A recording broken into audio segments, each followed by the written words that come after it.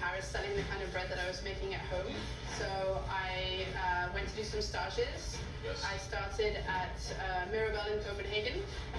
And then a few months later, I went to Tartine in San Francisco. And we went from doing 40 loaves to now we do about 450. And it all kicked off when, the retail was doing fine, but it all kicked off when we started doing wholesale. And now we supply 55 restaurants around Paris with bread. Past. But since the early 2000s, there's been a baking renaissance.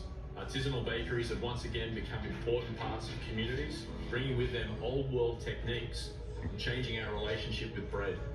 Nowadays, it's more than a simple staple, it's a highlight of the meal. I think the French customers have come around now, because even though when you're cooking, you're constantly transforming ingredients.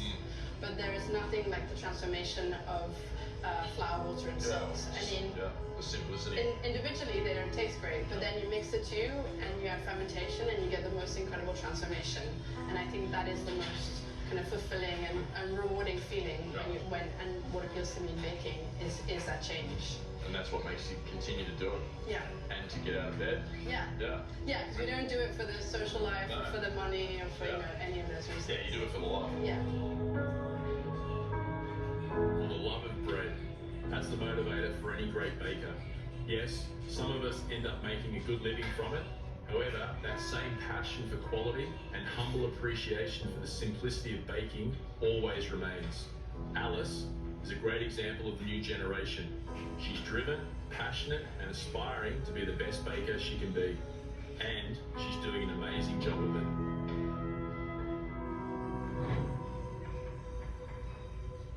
1932, my father and I apprenticed here.